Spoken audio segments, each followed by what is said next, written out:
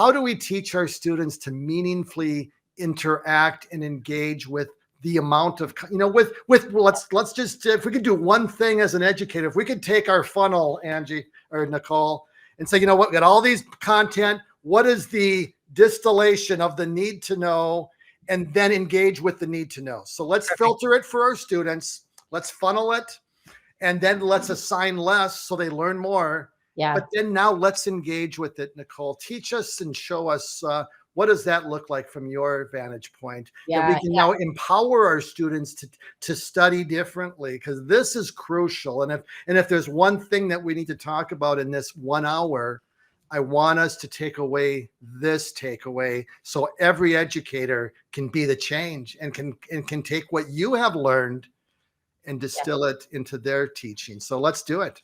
Yeah.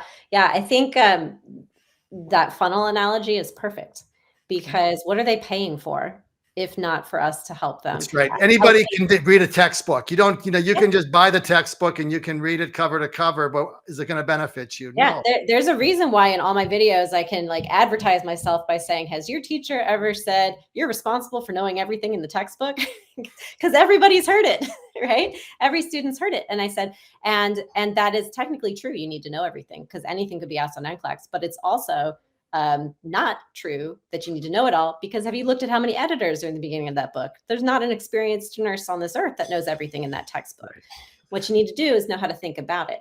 And so often I find some educators will try to help nursing students by saying, oh, just focus on the most important information, instead of directly telling them how to do it. And I say, we have to stop giving them abstract advice like that. If there is not a concrete, actionable step that the student knows how to take from our advice, then it is not good advice. And so what I did to solve the problem of how do you identify the most important information is that's just step one of the Silver Bullet study system. It's just, and it's all about normal. So you say, what do I need to know about normal in order to understand this topic? So if we're studying pneumonia, what do I need to know about normal before I can study pneumonia? Well, I need to know the normal respiratory anatomy and physiology.